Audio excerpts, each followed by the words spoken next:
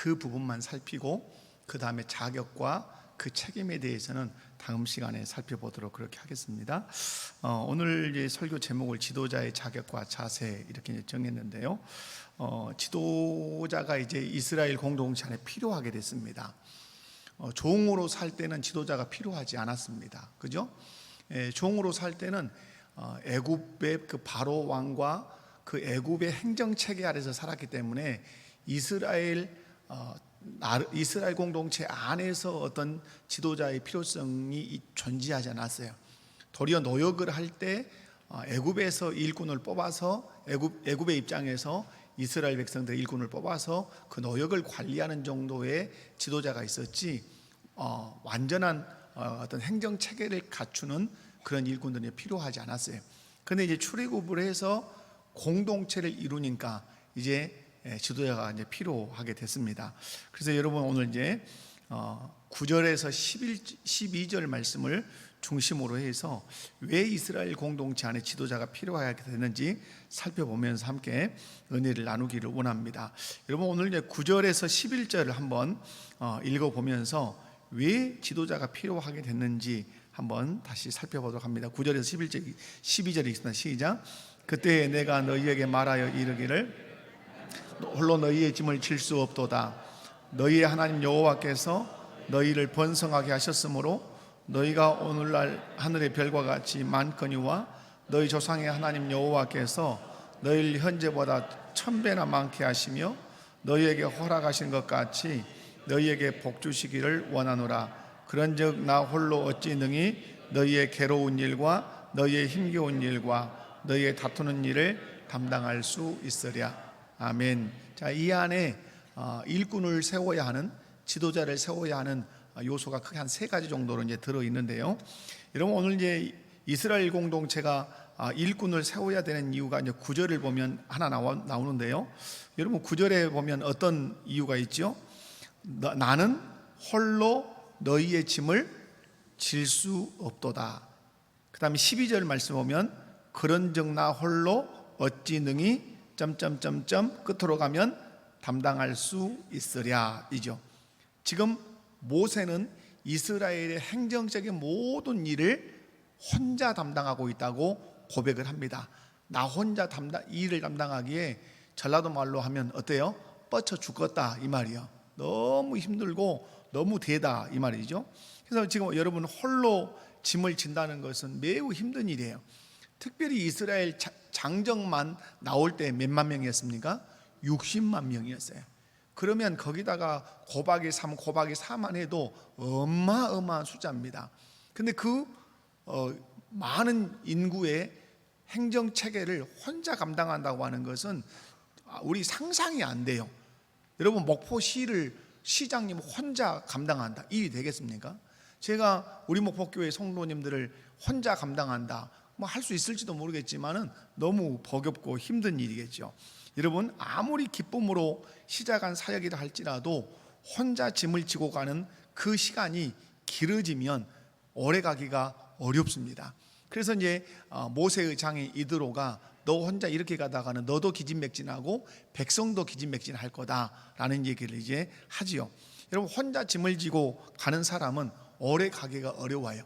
그냥 번아웃 됩니다. 특별히 영적인 사역은 더 그렇습니다. 그런데 모세는 홀로 짐을 진다는 것이 너무 힘들다고 하나님 앞에 이제 호소를 하지요. 그래서 이제 하나님께서 허락하신 겁니다. 지도자를 이제 세워라. 여러분 그 대목이 이제 어디서 나오는지 한번 찾아가 보겠습니다. 민수기 11장 13절에서 17절이에요. 민수기 11장 13절에서 17절. 오늘 신명기 말씀은 지금 광야에서 걸어왔던 그 길을 회상하면서 광야 2세대에게 들려준 얘기이기 때문에 현장에 있었던 그때 그 시절의 그 이야기를 오늘 말씀을 통해서 살펴야 됩니다. 민수기 11장 13절에서 17절을 교독합니다. 제가 한 절, 여러분이 한 절. 자, 제가 13절 먼저 읽을게요. 성경을 펴서 읽습니다. 이 모든 백성에게 줄 고기를 내가 어디서 얻으리이까? 그들이 나를 향하여 울며 이르되 우리에게 고기를 주어 먹게 하라 하온즉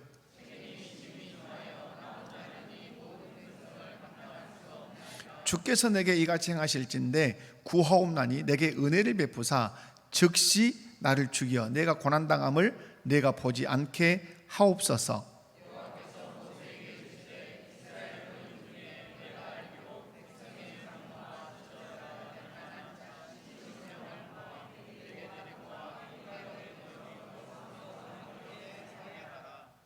내가 강림하여 거기서 너와 말하고 내게 임한 영을 그들에게도 임하게 하리니 그들이 너와 함께 백성의 짐을 담당하고 너 혼자 담당하지 아니하리라. 아멘. 아멘이시죠?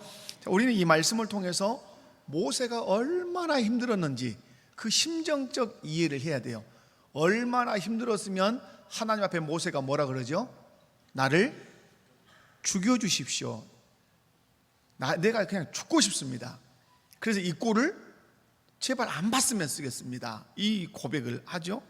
여러분, 그런데 하나님께서 옛기 믿음 없는 놈아 이렇게 말씀하지 않았어요. 근데 하나님께서 모세의 고충을 어떻게 했습니까?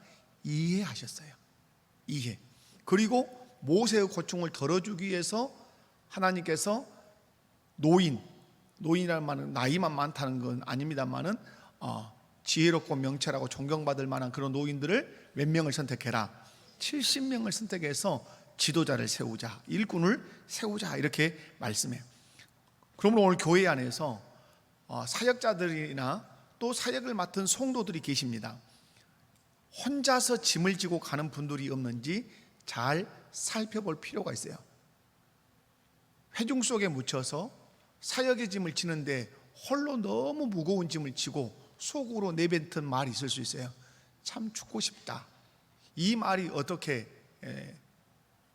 성도들에게 나올 수 있냐 이렇게 물을지 모르지만은 그렇게 나올 때가 있어요, 없어요?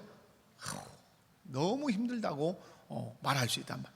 여러분, 혼자서 짐을 지고 가는 분들이 없는지를 잘 살펴야 돼요.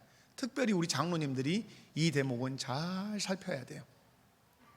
짐지고 있는 자들이 누군가. 우리 장로님들도 짐지고 계신 분들이죠. 두루두루 잘 세세하게 살펴볼 필요가 있어요. 주일학교는 어떻게 움직이는지, 그죠? 교회는 어디서 어떻게 짐을 지고 사람들이 사역을 하는지 면밀히 살펴서 혼자서 중히 짐을 지고 속으로 한숨을 쉬며 죽겠다고 그렇게 되뇌이는 사람은 없는가 잘 살펴야 돼요. 여러분, 교회에서 사역의 짐이 너무 무거워서 정말 죽고 싶다고 하는 분이 계시다면 보통 교회가 그냥 힘들다고 그러면 보통 사람들이 어떻게 말할까요? 믿음이 없어가지고는 기도를 안 해서 기도해야지 이렇게 얘기한단 말이에요. 여러분, 은혜가 됩니까? 은혜가 안 됩니까? 은혜 돼요, 안 돼요? 은혜 안 돼요. 절대 은혜 안 돼요. 그러니까 힘들다고 그러면 기도하시오. 믿음이 없어가지고 권사님이 돼가지고 권사님이 그런 말이 나오면 되겠어. 이건 은혜가 안 돼요. 감정이입이 안 된 얘기이기 때문에 은혜가 안 돼요. 우리는 여기서 하나님의 태도를 배워야 돼요. 하나님은 모세가 죽겠다고 그랬어요. 나 차라리 죽여주십시오. 너무 뻗치요. 너무 힘들요. 차라리 이 꼴 안 봤으면 쓰겠습니다 하고 죽고 싶다고 말할 때 옛기는 이놈의 자식아, 네가 이스라엘의 지도자가 맞냐? 믿음이 그 정도도 없냐? 기도해야지 이렇게 말씀하지 않으셨어요. 오늘 여러분 민수기 읽었지만 그런 대목이 있어요? 하나도 있지 않아요. 하나님이 모세를 이해하셨어요. 하나님 모세를 어떻게 하셨다고요? 이해하셨어요. 모세가 힘들어할 때 모세의 형편을 아셨어요. 그리고 이해해 주셨어요. 여러분, 좋은 사람이 누군 줄 아십니까? 참 이 사람 좋은 사람이다. 여러분, 부부로 살아가시죠? 남편으로 아내로. 여러분의 남편이 좋은 남편이다. 왜 좋은 남편이십니까? 여러분의 아내가 참 우리 제 아내 좋은 사람입니다. 왜 좋은 아내이십니까? 거기에 기반이 있습니다. 이해 잘함. 내 남편은 참 이해를 잘해주는 사람입니다. 그 사람을 좋은 남편이라 합니다. 제 아내 참 좋은 아내입니다.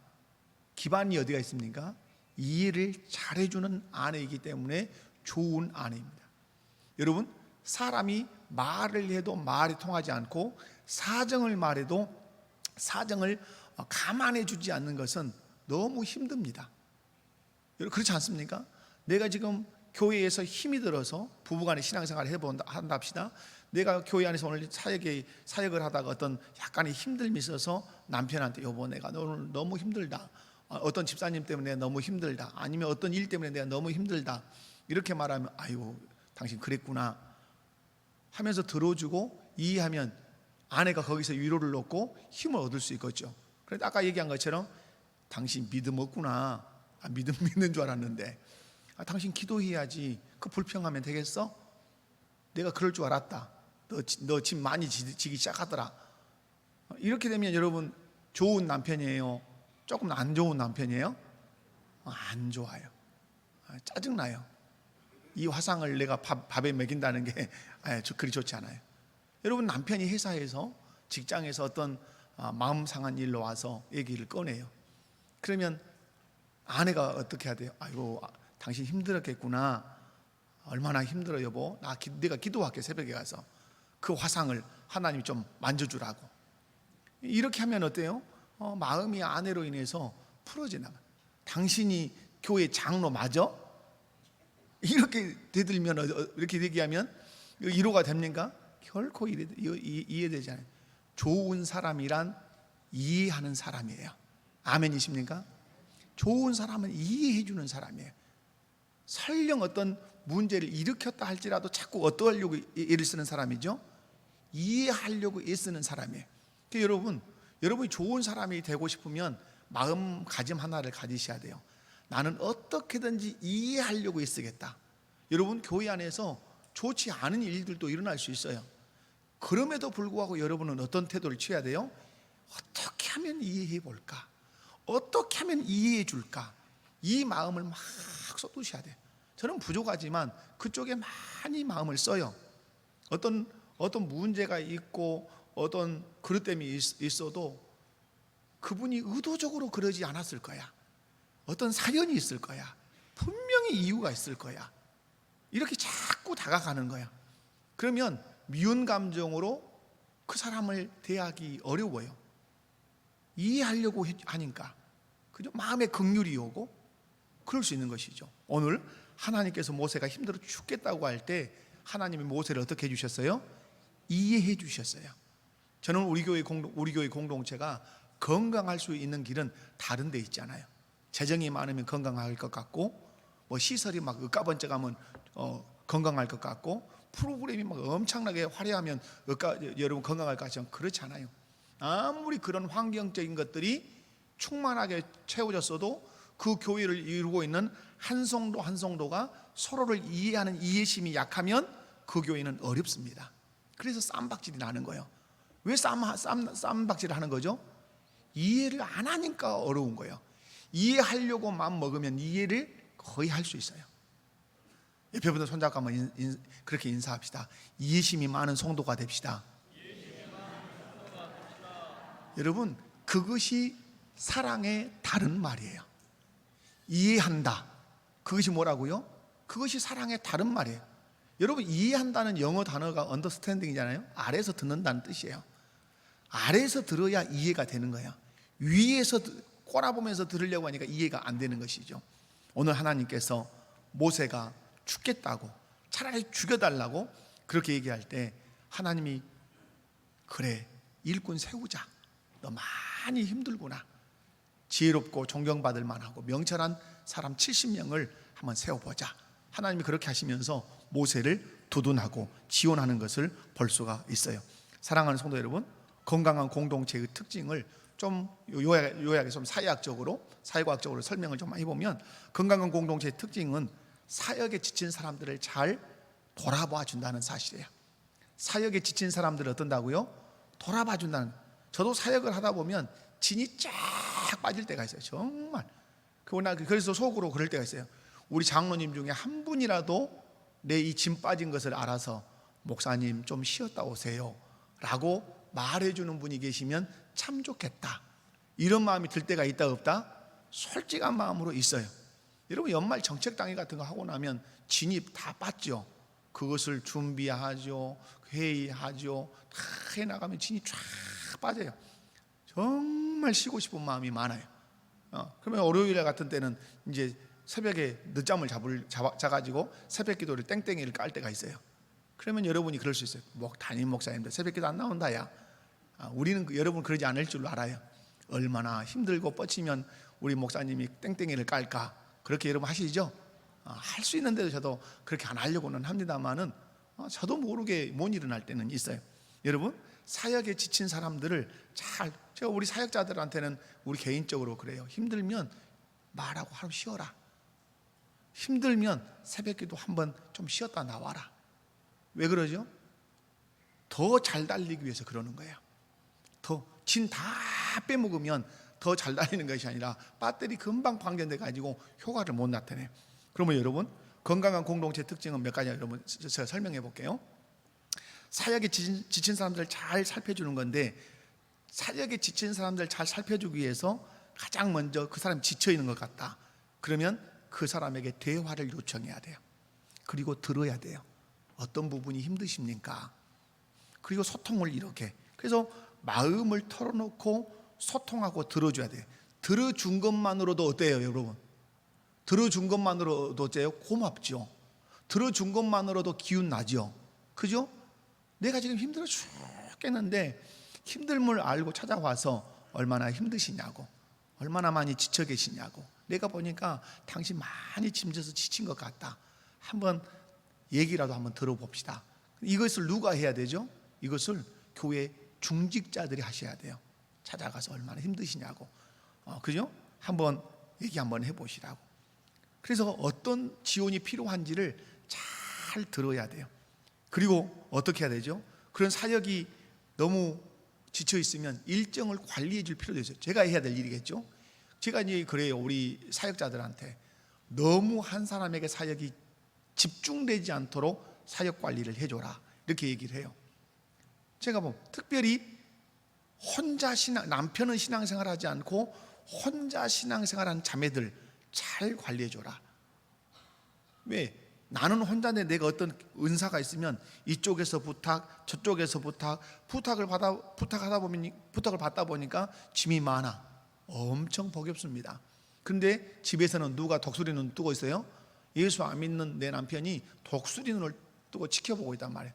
그래서 그런 자매들에게는 할 수 있는 대로 사역을 하나 정도만 그렇게 맡겨서 홀가분하게 기쁘게 할 수 있도록 해줘라. 근데 교회는 어쩌죠? 그 사람이 일꾼 같으면 막 갖다 맡기려고 한단 말이에요.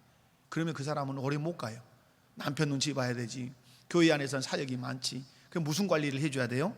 일정 관리를 해서 우선순위를 정해줄 필요 있어요. 그래야 이 사람이 장거리로 달려갈 수 있다, 이 말이죠.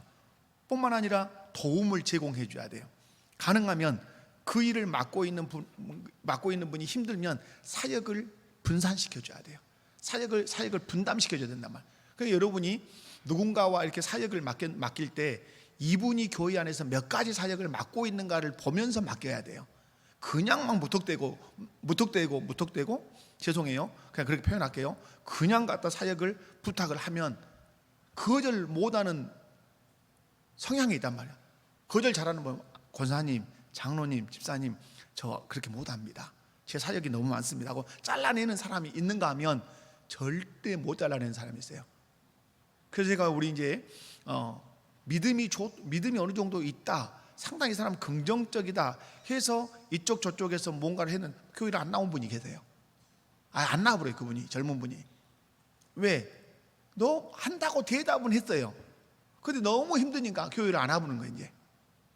그러니까 여러분이 어떤 사역을 맡길 때는 이분이 지금 교회 안에서 몇 가지 정도의 사역을 맡고 있는가를 헤아려 보고 맞는 것 같으면 안 맡겨야 돼요.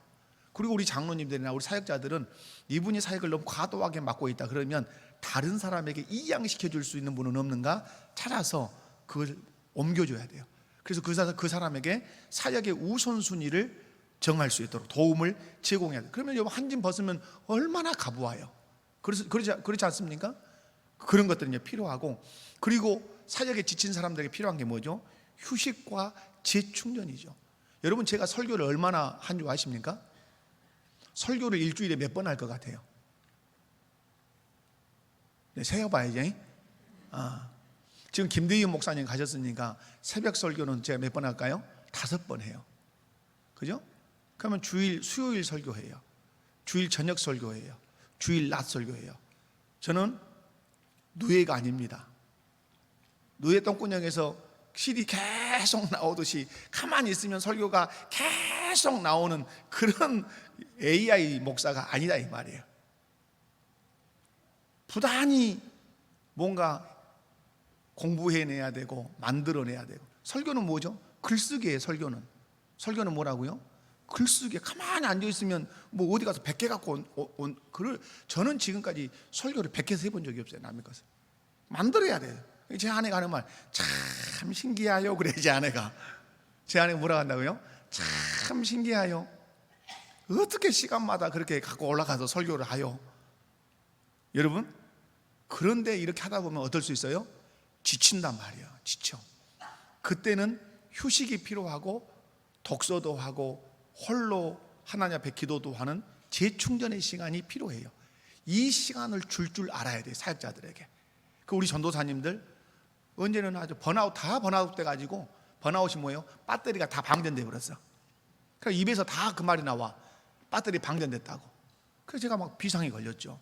제 마음속에. 그래서 말하고 쉴 수 있으면 할 수 있는 대로 쉬어라. 이틀도 괜찮다. 왜? 제가 잘 부려 먹어야 되잖아요. 못하고 또 나가면 어떡해요?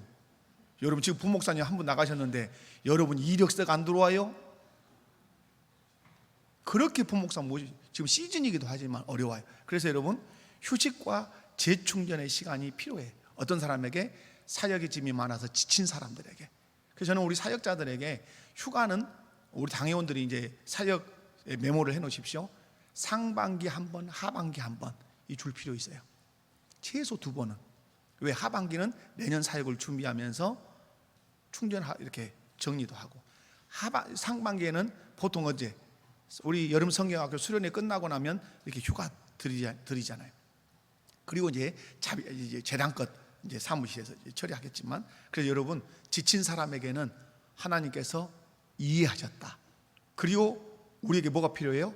휴식이 필요하고 대화가 필요하고, 그렇게 해서 힘낼 수 있도록 그렇게 해야 된다. 그래서 이스라엘 공동체 안에 지도자를 세워야 됐던 이유는 모세 혼자 짐을 지는 것이 너무 힘들었기 때문이다.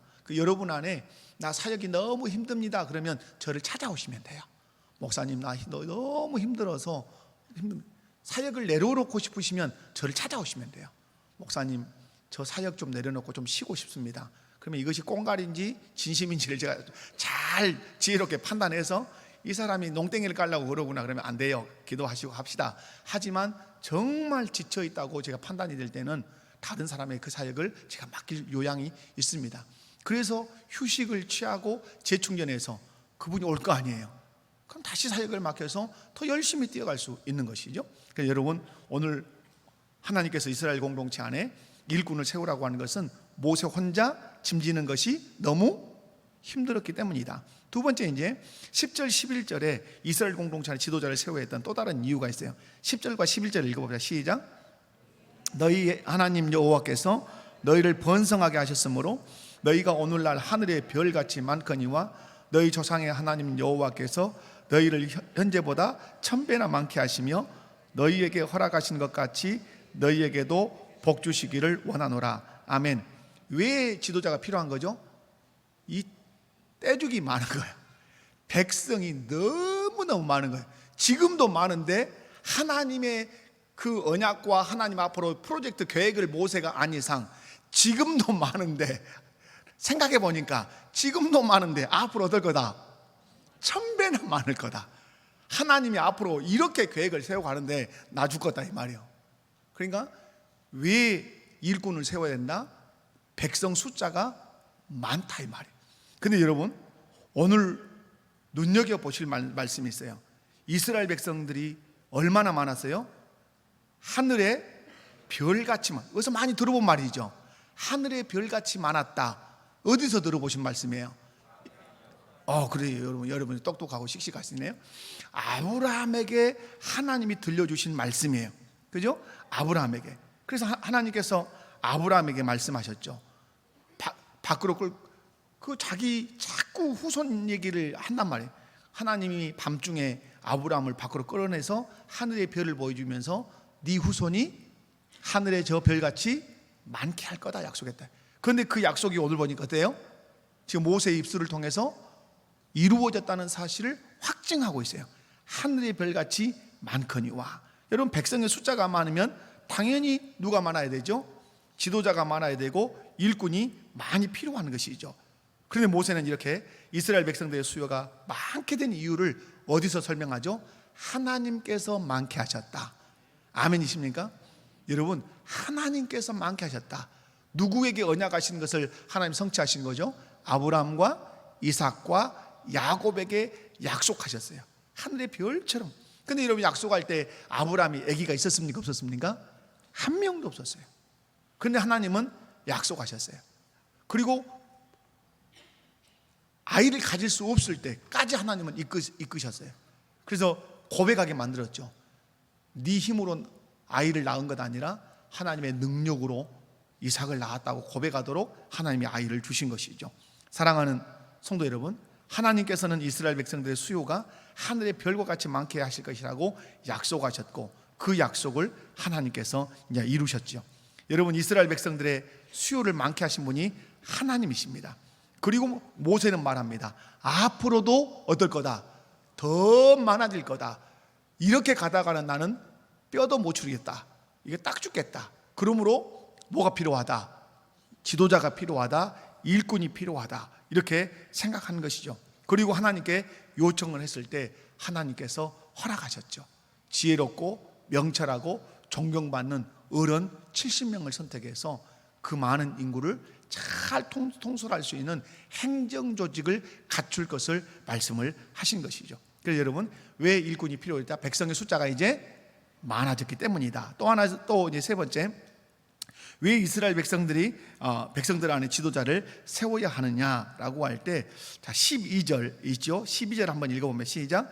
그런즉 나 홀로 어찌 능히 너희의 괴로운 일과 너희의 힘겨운 일과 너희의 다투는 일을 담당할 수 있으랴. 자, 여러분, 한마디로 얘기하면 뭐가 많은 거예요?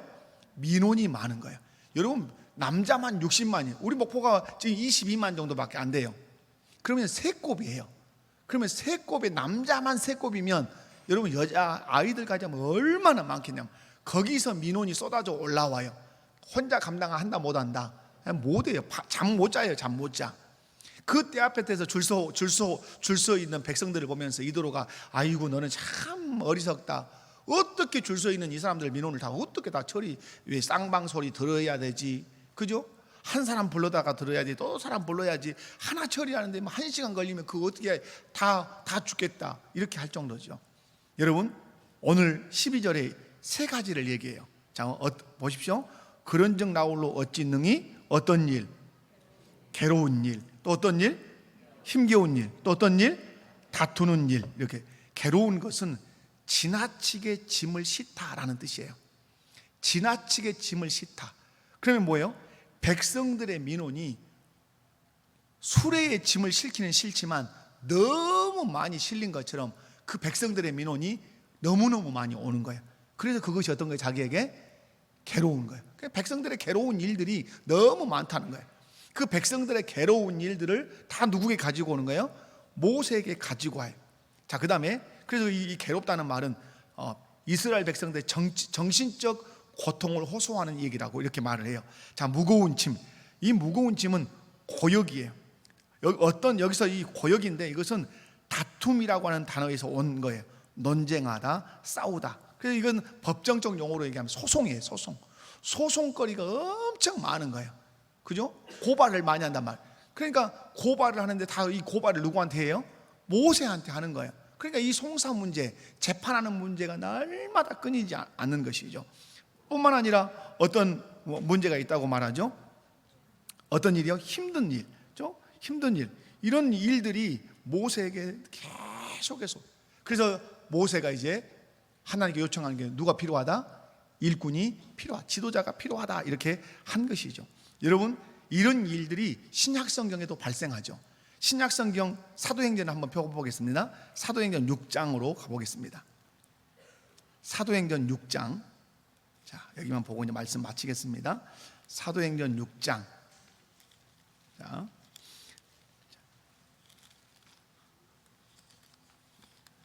사도행전 6장. 자, 6장 1절을 보십시오. 1절. 그때에 제자가 더 많아졌는데, 자, 헬라파 유대인들이 자기의 가부들이 매일의 구제에 빠짐으로 히브리파 사람을 원망하니. 자, 여러분, 항상 문제는 어디서 발생한다? 숫자가 많아질 때 발생한다.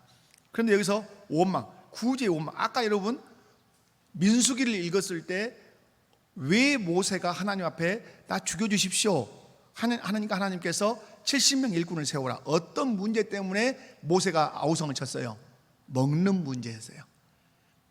결이 같아요, 틀려요? 결이 같아요. 다시 말해서 모세가 지도자를 세우겠다고 하는 그 이유와 오늘 사도들이 예루살렘 교회에서 지도자를 세우겠다고 하는 그 결이 같다 틀리다? 같다 이 말이에요. 앞에서도 먹는 문제고 뒤에서도 어떤 문제예요? 뒤에서도 먹는 문제란 말. 그래서 오늘 말씀하죠. 2절에 보면 12사도가 모든 제자를 불러 이르되 하나님의 말씀을 제쳐놓고 접대를 일삼는 것이 마땅하지 않다. 그러면서 3절에 성령과 지혜가 충만하고 친정한 사람 몇 명을 택해라? 7명을 택해라. 그래서 예루살렘 교회 최초로 몇 집사가 세워지는 거죠? 7집사가 세워지는 것이죠. 여러분, 일꾼이 세워진다는 말은 긍정적인 의미가 큽니다. 일꾼이 세워진다는 말은 아까 얘기한 것처럼 일이 많다는 것도 돼요. 여러분, 여러분의 회사에 일이 많으면 좋아요? 일이 없으면 좋아요? 많으면 좋죠. 여러분이 직장 생활을 하시면 기도를 많이 하셔야 돼요. 여러분의 사장님이 성공하기를 간절히 기도하셔야 돼요. 여러분의 사장님이 건사되어야 여러분이 은퇴할 때까지 밥줄을 안 굶을 수 있어요. 다른 회사를 기웃거리지 않을 수 있어요. 뭔 일을 이렇게 많이 주냐고. 그리고 여러분, 일 없으면 누구도 거기서 떠나야 돼요? 나도 떠나야 돼요. 그러므로 일이 많다고 하는 것은 힘든 것은 있지만 우리 공동체가 어떠하다? 흥황하고 있다고 하는 중요한 증거예요. 그러므로 뭐가 필요하다? 일꾼이 필요한 것이에요. 그리고 오늘 말씀 안에서 살펴볼 수 있는 것은 여러분, 혼자 일을 감당할 수 없기 때문에 또 누가 필요하다? 일꾼도 필요하다고 하는 것이에요. 오늘 그래서 7집사를 세워서 일들을 다 맡깁니다. 그래서 사도들은 자기 본연의 일을 해요.